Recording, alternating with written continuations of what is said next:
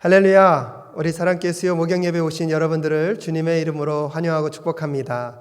2021년을 시작하면서 지난 한 주는 우리가 특별 심야 기도회로 모였는데요. 매일매일 만나다가 또 이렇게 수요일과 금요일을 통해서 만나시는 시간들이 조금 어색하게 느껴지실 수도 있을 것입니다. 하지만 2021년 하나님의 은혜와 말씀 안에서 우리의 예배들이 더 하나님 앞에 하나님이 기뻐하시는, 또한 하나님을 만나가고 경험하는 예배가 되어져 갈 수 있기를 간절히 소원합니다. 그래서 2021년 수요 목양 예배부터는 이제 우리 교육자님들이 돌아가시면서 또 설교를 감당하게 되실 거고요. 금요 블레싱 기도회 때 또 제가 더 많은 부분들을 또 설교하고 또 성도님들과 함께 기도하는 시간을 가지려고 합니다. 특별히 수요 목양 예배를 통하여서 우리가 진행하고 있는 가스펠 프로젝트는 성인 공동체와 우리 다음 세대인 차세대 사역원이 함께 말씀 앞에서 교제하는 귀한 은혜의 시간으로 만들어가고 있습니다. 그래서 우리 부사역자님들 우리 함께 더 말씀 연구하시고 또 성도님들에게 더 좋은 말씀 전달하기 위하여서요 많이 노력하고 계시니까 아마 제가 하는 때보다 더 많은 은혜를 끼치고 또 나누게 될 줄로 믿습니다. 많은 성도님들 함께 기도해 주시고 앞으로도 2021년 수요 목양 예배와 또한 금요 블레싱 기도회 가운데, 또한 주일 예배 가운데, 또한 새벽 예배 가운데 하나님이 함께 하시기를 또 간절히 기도하며 나아가실 수 있기를 바랍니다. 우리 다 함께 간절하게 주님을 바라보는 마음으로 사도신경 고백하심으로 오늘도 수요 목양 예배 하나님 앞에 드리도록 하겠습니다. 다 함께 사도신경 고백하겠습니다.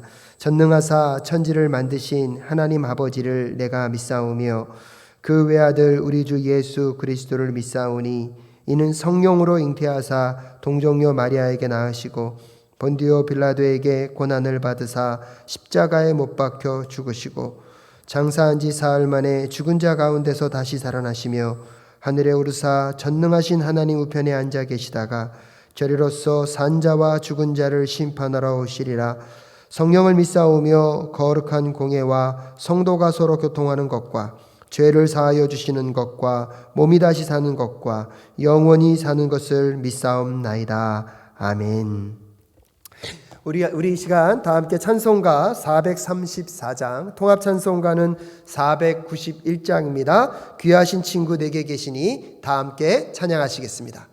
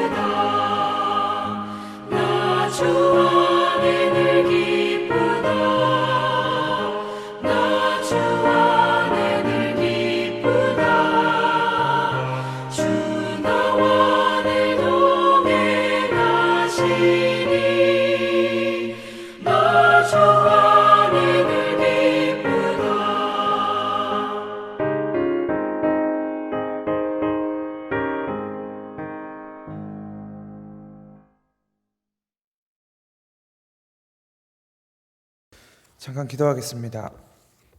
하나님 아버지 은혜를 감사합니다. 오늘도 이렇게 함께 각자의 가정에서 예배하게 하시고 또 하나님의 말씀을 나누게 하심을 감사합니다. 하나님 아버지, 오늘 우리가 함께 나눌 하나님의 말씀을 통해서 하나님이 우리와 함께 하심을, 또 하나님이 매 순간 우리를 자녀 삼으시고 우리를 이끌어 가심을 기억하는 시간 될 수 있도록 인도하여 주시옵소서. 모든 것이 주께 말미암았음을 고백하며 모든 것이 주께로 돌아감을 기억하며 오늘 말씀 가운데 함께하는 하나님을 경험할 수 있도록 인도하여 주옵소서. 살아계신 예수 그리스도의 이름으로 기도합니다. 아멘. 오늘 함께 나눌 하나님 말씀은 욥기 1장 6절부터 12절까지의 말씀입니다. 욥기 1장 6절부터 12절까지의 말씀을 저희가 한 목소리로 함께 읽도록 하겠습니다. 1장 6절부터 12절까지의 말씀 함께 읽겠습니다. 시작. 하루는 하나님의 아들들이 와서 주님 앞에 섰는데 사탄도 그들과 함께 서 있었다. 주님께서 사탄에게 어디를 갔다가 오는 길이냐 하고 물으셨다. 사탄은 주님께 땅을 이리저리 돌아다니다가 오는 길입니다 하고 대답하였다. 주님께서 사탄에게 말씀하셨다. 너는 내 종 욥을 잘 살펴보았느냐? 이 세상에는 그 사람만큼 흠이 없고 정직한 사람, 그렇게 하나님을 경외하며 악을 멀리하는 사람은 없다. 그러자 사탄이 주님께 아뢰었다. 욥이 아무것도 바라는 것이 없이 하나님을 경외하겠습니까?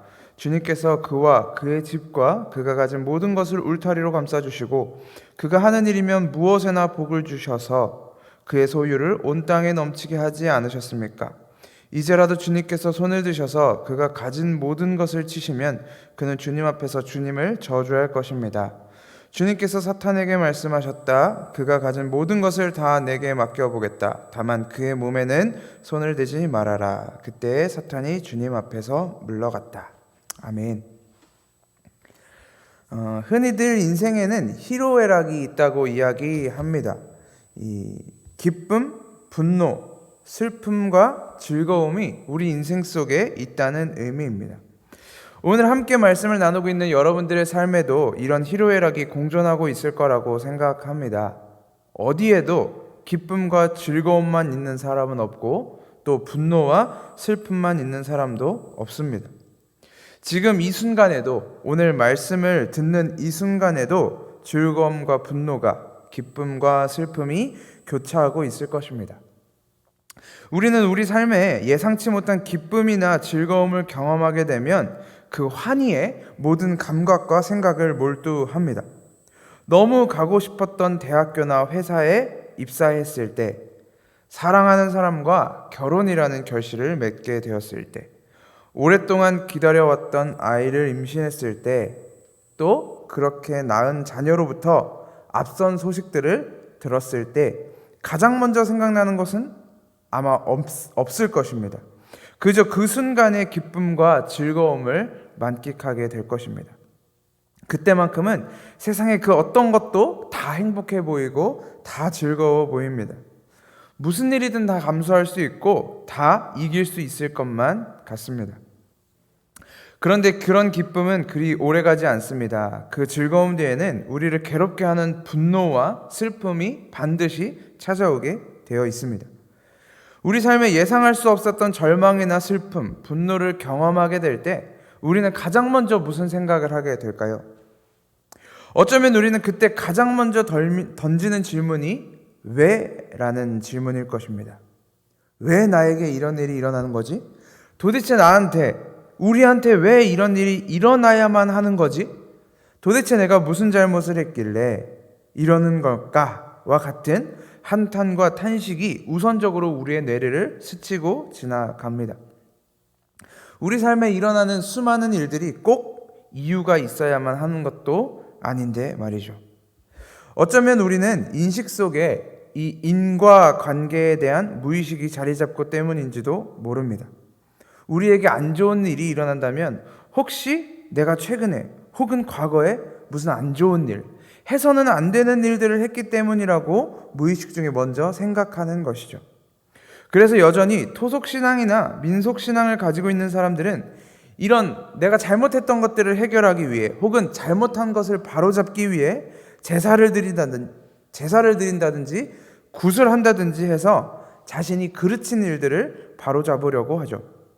잘못된 일들을 바로잡기 위한 노력을 하다가 이를테면 제사를 하거나 구슬하다가 만약에 이 어려움이 끝나면, 이 고통이 끝나면 이 제사를 통해서 우리가 잘 해결됐구나 라고 이야기를 하기도 하고, 이 어려움이 끝나지 않으면 여전히 이 어려움이 지속된다면 나의 정성이 부족했나? 라는 생각을 하기도 합니다. 그래서 더 열심히, 더 많이, 더 큰 돈을 들여서 제사를 지내거나 구슬하기도 하죠.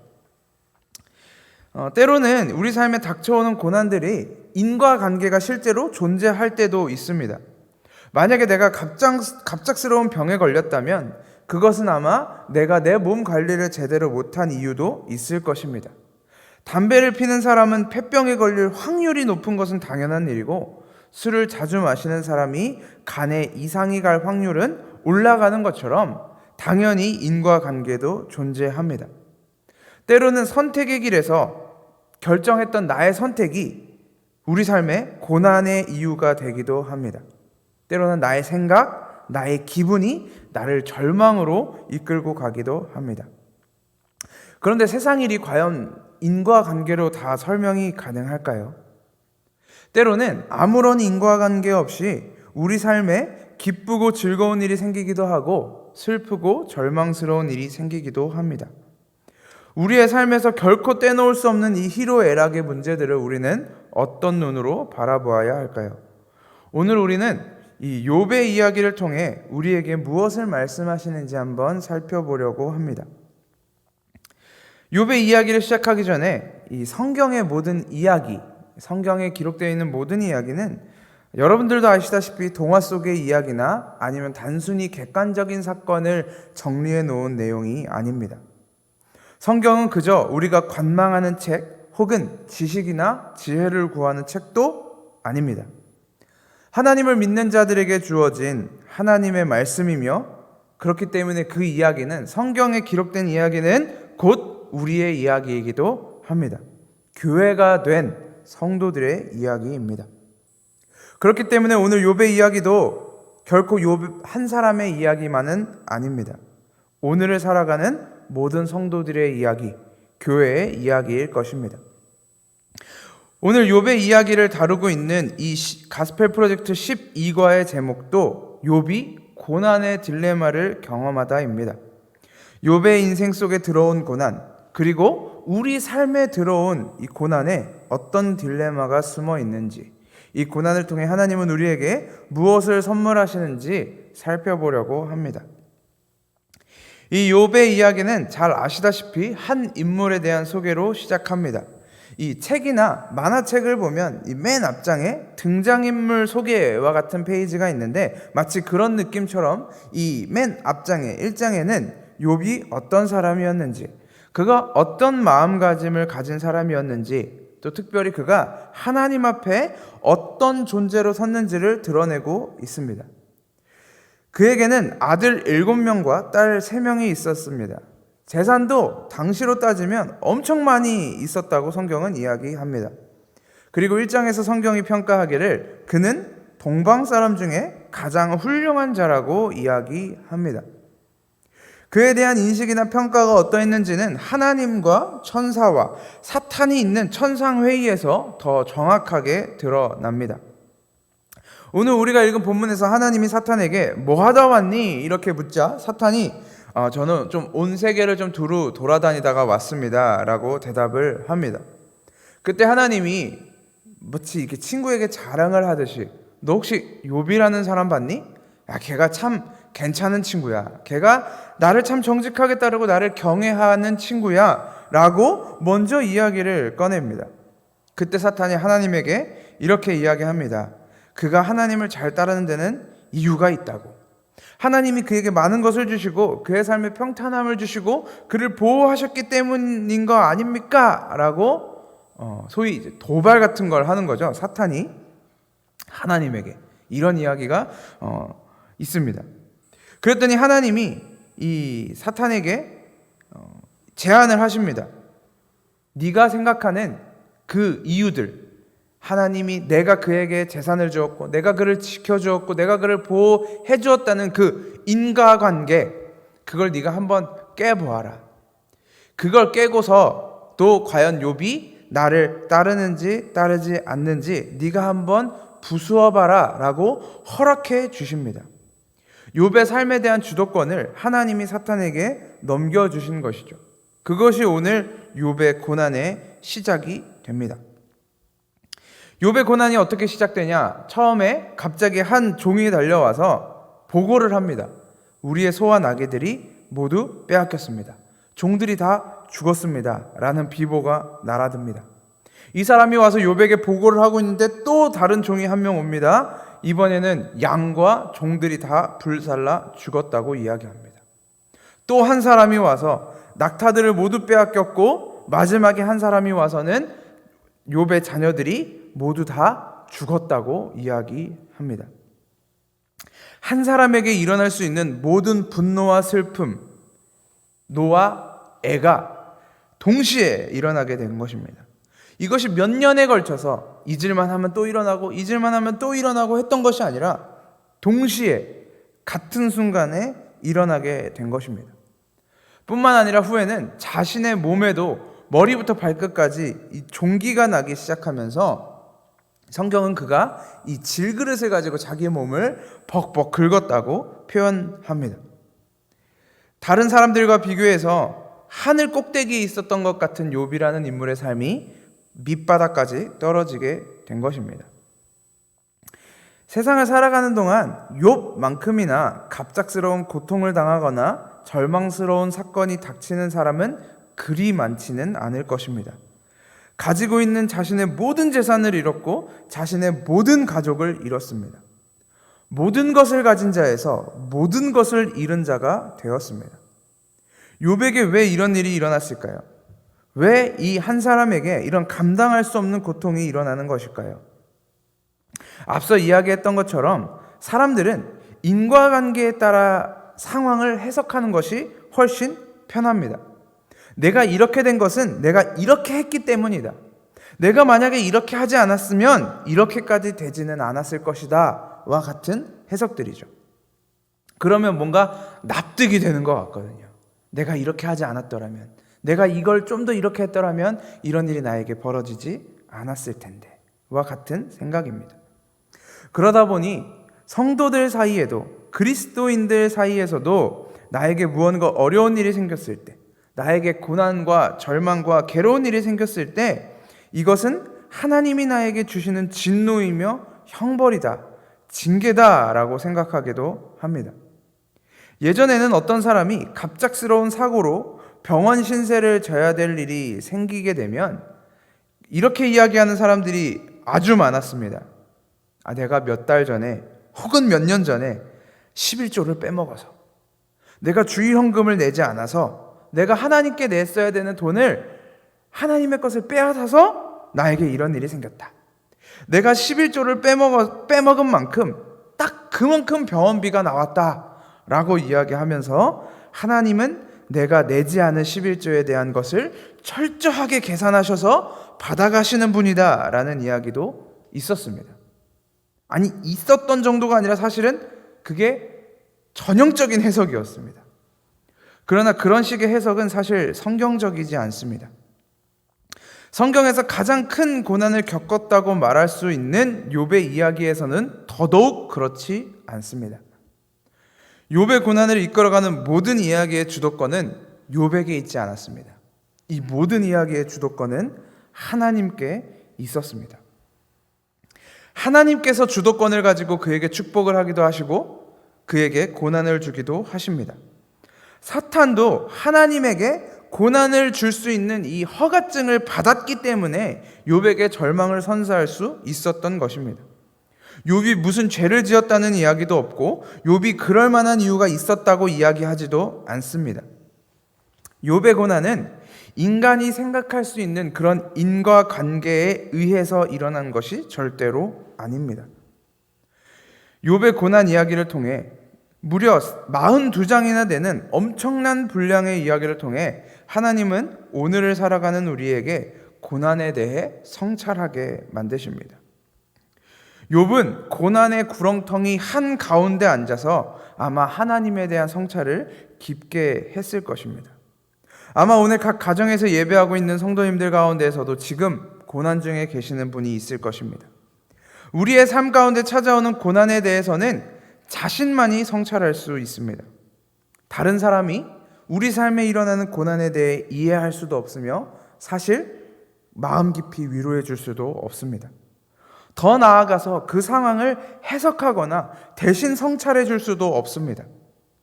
때로는 누군가의 말이 누군가와 나눈 대화 속에서 도움을 받을 수 있기는 하지만 이것은 오롯이 하나님과 고통당하는 자신 사이에서 돌볼 수 있는 것들입니다. 욥이 고난 가운데 있을 때 그를 찾아온 친구들이 있었습니다. 2장 11절에서 그 친구들의 이름을 엘리바스, 빌닷, 소발이라고 소개하고 있습니다. 또 욥기 중반부부터 후반부에 등장하는 친구도 한 명이 있는데 그 사람의 이름은 엘리후입니다. 이 욥의 전체 이야기는 이 친구 4명과 욥이 나눈 대화들로 대부분 구성되어 있습니다. 2장 11절부터 37장까지가 전부 이들이 나눈 대화이기 때문에 우리가 오늘 이 시간에 이들이 나눈 대화를 하나하나 다 다루는 것은 불가능하겠지만 이 세 친구가 욥과 나눈 대화를 요약해보면 이렇습니다. 하나님이 너에게 어떤 고난을 주었다고 하더라도 너는 하나님에 대해서 불평하는 입을 열지 말아라. 하나님은 아무런 근거 없이 사람에게 징계를 주시거나 벌하시는 분이 아니다. 그렇기 때문에 너는 너의 입으로 하나님 앞에 죄를 짓지 않았다는 그런 교만한 말을 담지 마라. 하나님이 너에게 이런 징계를 주는 이유가 반드시 있다. 그렇기 때문에 하나님 앞에 불평하는 죄, 하나님을 원망하는 죄를 짓지 마라. 이런 내용들입니다.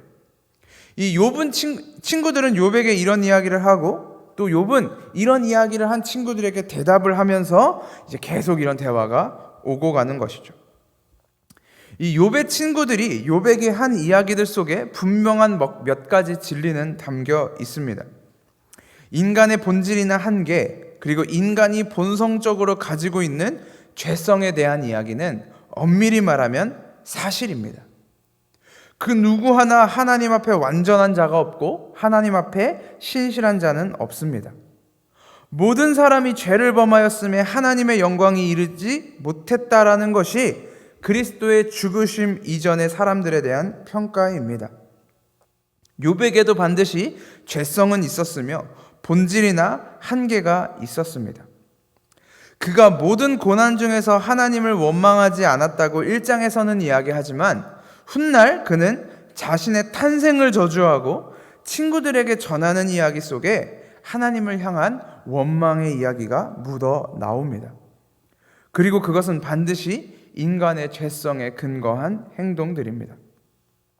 나에게 주신 것도 하나님이시오 가져가신 것도 하나님이시라고 고백했던 욥은 후에 이제 나에게 왜 이런 일이 일어나는지 이해할 수 없다는 탄식을 내뱉고 있습니다.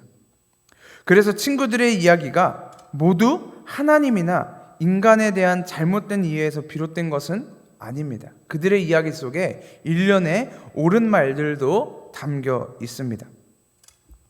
그러나 욥의 친구들이 간과하고 있었던 것도 있습니다. 그들은 이 모든 것을 인과관계에 따라 해석하고 있었다는 것입니다. 물론 누구나 사람은 죄를 짓습니다. 그 누구도 여기로부터 자유한 사람은 없습니다. 욥에게 이런 이야기를 전하고 있는 세 친구도 마찬가지입니다. 지금 우리의 문을 열어보면 그 문 밖에서 거리 위를 지나다니고 있는 사람들이 어떤 삶을 살아가고 있는지, 어떻게 살고 있는 사람인지는 모르지만 하나님 앞에서 죄인이라는 사실은 분명히 말할 수 있을 정도로 하나님 앞에 바로 설 수 있는 사람은 단 한 사람도 없습니다. 인간은 모두 다 죄인입니다. 이와 같이 모든 사람은 죄인이고 그 죄 때문에 욥에게 이러한 고통이 일어났다는 것은 맞는 말입니다. 그 말이 맞는 말이라면, 만약에 친구들의 말이 사실이라면, 그래서 그 죄 때문에 욥에게 이런 고난이 일어나고 있는 것이라면, 지금 친구들은 욥에게 어떤 식으로 이야기를 하고 있는 거냐면, 너는 도대체 얼마나 큰 죄를 지었길래 이런 어마어마한 고통을 당하고 있는 거니? 하나님은 죄를 지은 자에게 반드시 징계하시고 처벌하시는 분인데, 네가 이만큼 고통당하고 있다면 넌 참 어마어마한 죄를 지었나 보구나. 너는 반드시 회개해야겠구나 라고 이야기하고 있는 것입니다. 고난 중에 있지 않은 사람이 고난 중에 있는 사람에게 이런 이야기를 하는 순간 이 두 사람의 신앙적 위치는 이렇게 갈라지게 됩니다. 고난을 받고 있는 사람에게 고난을 받지 않고 있는 사람이 네가 이렇게 고난받고 있는 건 죄를 많이 지어서 그러는 거야. 그러니까 회개해라고 말하는 순간 이 말을 하는 나는 어떤 사람이 되는 것입니까? 고난받지 않고 있는 나는 하나님 앞에 최소한 너보다 비교적 죄를 덜 지은 사람이 되는 것입니다. 나는 신앙 좋은 사람, 너는 신앙이 좋지 않은 사람. 너는 고난받고 있기 때문에 죄를 더 지은 사람, 나는 고난을 덜 받고 있기 때문에 죄를 덜 지은 사람, 이렇게 사람을 구분하여 보게 되는 것입니다. 만약에 이 친구들의 말처럼 하나님은 반드시 죄에 대한 징계를 하시는 분이고 처벌하시는 분이라면, 지금 징계를 받지 않으면서 너에게 이런 말을 전할 수 있는 나는 하나님 앞에 의롭게 살고 있다는 뜻이 됩니다. 나는 하나님 앞에 너만큼 죄를 짓지 않았기 때문에 고난이 없는 거야. 나는 죄를 지어도 하나님 앞에 바로 회개하기 때문에 너만큼 고통당하지 않는 거야. 그러니 너도 빨리 회개해. 하나님은 회개하는 자에게 위로를 주시고 회복하신다라는 엄청나게 그럴듯해 보이는 말로 자기 자신의 의로움을 치장하고 자랑하고 있는 것입니다. 하나님의 말씀을 믿는다고 하는 사람들 중에 이런 사람들이 많습니다. 예수님이 오셨을 당시 바리새인과 율법 교사들처럼 이방인들에 대한 유대인들의 태도처럼 각 사람을 하나님 앞에서 상대적으로 평가하면서 나의 믿음이 저 사람의 믿음보다는 더 나은 것 같다며, 나의 신앙생활이 저 사람의 신앙생활보다는 더 괜찮은 것 같다면서 비교 우위에 놓고 만족하는 사람들이 있습니다. 대표적인 사람이 바로 성전에서 기도하는 바리새인이었습니다. 나는 저 세리와 같지 않음을 감사하나이다 라고 고백했던 그 사람의 기도가 오늘날 우리의 삶 속에서 이루어지고 있는 것이 현실입니다.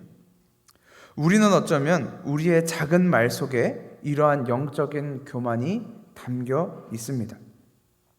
우리가 내뱉는 작은 말 속에 영적인 교만이 담겨 있다는 이야기는 곧 우리의 마음 깊숙한 곳에는 이러한 영적인 교만이 이미 깊게 뿌리 박혀 있다는 의미일지도 모릅니다. 그리스도의 복음을 정직하게 마주하는 사람들은 언제나 자신을 들여다보게 됩니다. 하나님의 사랑을, 그리스도의 구원을, 성령님의 일하심을 가지고 다른 사람을 판단하거나 다른 사람을 평가하게 하지 않습니다. 그리스도의 복음은 언제나 나를 향하게 합니다. 하나님 앞에서 여전히 드러나는 나의 연약함, 나의 추악함, 탐욕, 음란, 거짓, 우상숭배를 들여다보게 됩니다. 내 안에 존재하는 죄성을 진실되게 들여다보고 난 후에는 그 시선으로, 그 잣대로 다른 사람을 향하여 찌르지 못하게 됩니다. 사도 바울이 내가 죄인 중에 괴수라고 고백한 것처럼 내가 죄인 중에 가장 악질이라는 고백이 내 입술을 통해서 나왔는데 내가 어떻게 다른 사람에 대하여 너는 이렇다 저렇다 평가할 수 있겠습니까? 그러나 오늘 욥의 세 친구가 욥을 바라보는 시각은 정확하게 그 반대입니다. 그들은 욥을 걱정하고 염려한다는 명분 아래에서 그에게 폭력을 가하고 있습니다. 더군다나 그들이 말한 것은 진리에 근거한 것도 아니었습니다. 우리는 오늘 고난받고 있는 욥에게 달려와 위로랍시고 이야기하는 친구들의 모습 속에서 우리의 본성을 발견하게 됩니다. 상대방과 나를 끊임없이 비교하고 너무 쉽게 정죄하고 거기서 쾌감을 느끼기도 하죠. 하지만 앞서 살폈던 인과관계는 하나님과 거리가 멉니다. 하나님은 태초에 천지를 창조하시는 것부터 이미 인과관계를 벗어난 분이셨습니다. 우리가 하나님 앞에 구원을 얻은 것도 인과관계는 성립되지 않습니다. 우리가 하나님이 보시기에 선하고 좋은 일을 했기 때문에 하나님의 자녀라 부름을 입은 것이 아닌 것처럼 욥에게 임하는 모든 고난도, 그리고 오늘날 우리에게 임하는 모든 고난들도 우리가 무엇인가를 하나님께 잘못했기 때문에 일어나는 것이 아닙니다. 우리는 하나님이 행하시는 일들을 너무 나 중심으로 생각하는 경향이 많습니다. 내가 이런 일을 했기 때문에, 내가 저렇게 했기 때문에, 우리가 이런 사람이기 때문에 좋은 일도 일어나고 나쁜 일도 일어난 것이라고 생각합니다. 하지만 하나님은 오히려 우리를 중심에 두시지 않고 하나님의 뜻과 계획을 중심에 두십니다. 그리스도께서 십자가 위에서 선언하신 다 이루었다의 고백은 하나님이신 그리스도가 친히 완성하신 것입니다. 이루어 가고 있다라고 말씀하신 것도 아니고 내가 이루어 갈 것이라고 말씀하신 것도 아닙니다. 그리스도는 이미 십자가 위에서 모든 것을 완성하셨습니다. 이 십자가 은혜에 인과관계가 비집고 들어갈 틈은 전혀 없습니다. 욥이 삶의 고난을 정통으로 맞은 후에, 그리고 어쩌면 자신의 모든 것을 잃었던 고통보다 더 고통스러운 시간이었을 친구들과의 대화 끝에 하나님은 욥에게 나타나십니다. 욥에게는 천년과도 같았을 그 고난의 시간 끝에서 하나님이 그에게 말씀하십니다. 그 이야기가 38장부터 등장합니다.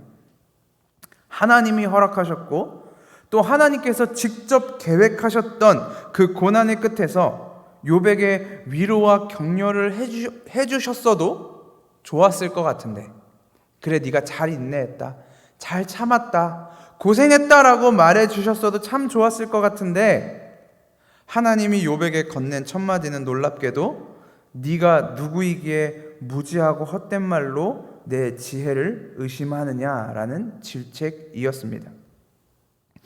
욥은 1장에서 이야기했다시피 동방에서 가장 훌륭한 자였습니다. 그에게 처음으로 예상치 못한 고난이 닥쳤을 때, 재산을 모두 빼앗기고 자녀가 모두 죽었을 때도 주신 이도 하나님이시고 가져가신 이도 하나님이시라면서 믿음의 고백을 했던 사람이 바로 욥이었습니다. 그러나 그가 자신의 친구들과 나눈 이야기들을 자세히 살펴보면 그도 그저 한 사람에 불과했습니다. 그는 나는 이런 고난을 당할 만한 일을 하지 않았고 나는 하나님 앞에서 부끄럽지 않은 삶을 살았다라고 당당하게 이야기했습니다. 나의 고통을 깨닫지도 못하고 훈계하는 친구들에게 내 고통을 알지도 못하면 함부로 위로하지 말라고 이야기했습니다. 너희들의 그 편협한 시선으로 나를 판단하지도 말라고 이야기했습니다. 그의 고백은 하나님을 향한 믿음의 고백에서 점점 자기 변호로 변질되었습니다. 모든 것이 하나님의 일이라고 이야기하면서도 하나님의 일을 이해할 수 없었습니다. 납득하기 어려웠습니다. 하나님은 고난 가운데 있는 욥에게 인간의 현 주소를 알려주시는 것입니다.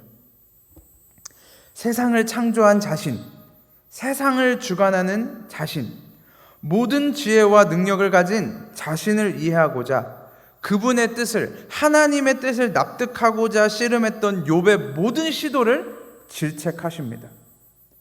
40장 2절에서 하나님은 그의 그런 욥의 태도를 전능한 하나님과 다투는 욥아, 네가 나를 꾸짖을 셈이냐?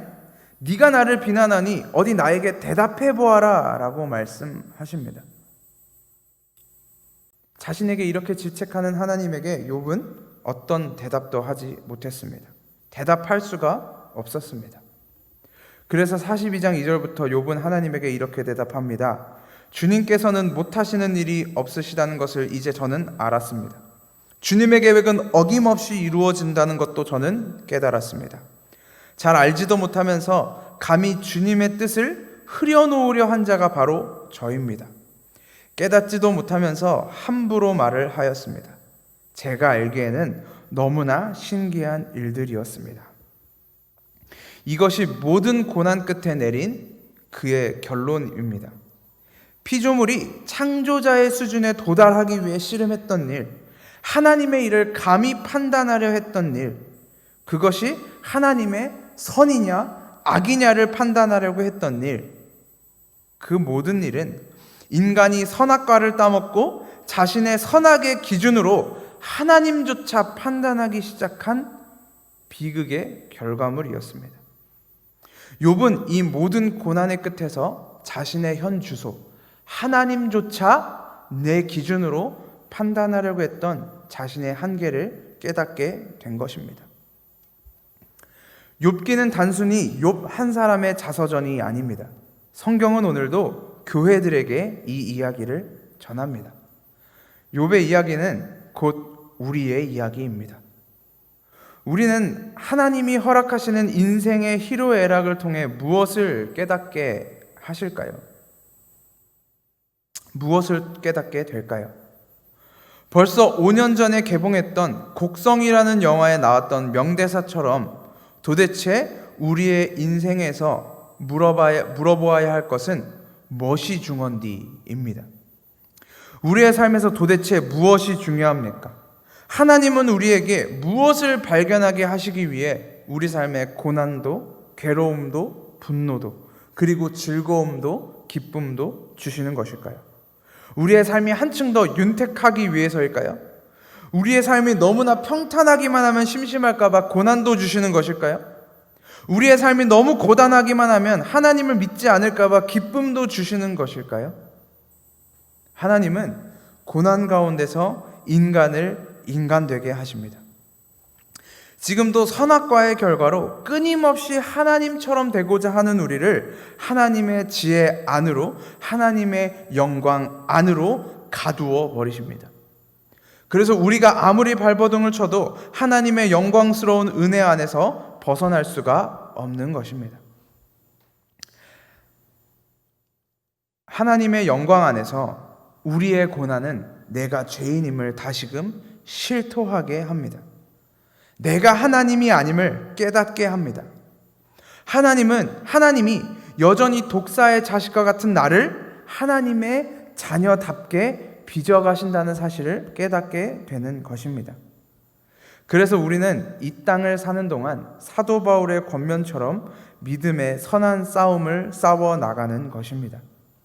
하나님을 사랑하는 자, 곧 그의 뜻대로 부르심을 입은 자들이 모든 것이 말 그대로 합력하여 선을 이루어가는 것인데, 거기까지 가기 위해 우리는 믿음의 선한 싸움을 싸워야만 합니다. 그리고 그 믿음은, 우리가 싸워 나갈 수 있는 이 믿음은 하나님이 선물로 주시는 것입니다. 우리에게 선물로 주신 그 믿음, 에베소서 2장에서 말씀하시는 선물로 주신 그 믿음은 바로 충신과 진실이라고 이름하고 있는 예수 그리스도입니다. 우리 삶에 이해할 수 없는 내 상식과 내 지혜와 내 경험과 내 생각으로는 이해할 수 없는 세상의 희로애락 속에서 믿음이라는 이름을 가진 그리스도를 선물로 가지고 모든 것이 합력하여 하나님의 선을 이룰 때까지 믿음의 선한 싸움을 싸우시며 오늘도 그리스도의 승리를 손에 쥐고 함께 좁은 길을 걸어가시는 성도분들이 되시기를 주님의 이름으로 소망합니다. 기도하겠습니다. 하나님, 우리 삶에 욥과 같은 고난이 있습니다. 다른 사람이 뭘 그 정도 가지고 그러냐고 말할지는 몰라도 내 삶에서 이 고난은 욥만큼이나 감당하기 힘듭니다. 왜 이런 고난이 나에게 왔는지도 모르겠고 어떻게 이 고난을 극복해야 하는지도 모르겠습니다. 하나님, 우리의 상식으로 하나님을 판단하려고 했던 모든 시도를 용서하여 주옵소서. 하나님의 선하심과 지혜 앞에 나의 모든 고집을 내려놓게 하시고 오직 하나님만 신뢰할 수 있게 하옵소서. 우리에게 값없이 선물로 주신 그리스도의 믿음을 붙들고 하나님의 선을 완성하실 때까지 믿음의 선한 싸움을 싸우게 하옵소서. 믿음의 주인 되시는 예수 그리스도의 이름으로 기도합니다. 아멘. 우리 이 시간 찬송가 412장 내 영혼의 그 깊은 데서 함께 찬양하시겠습니다.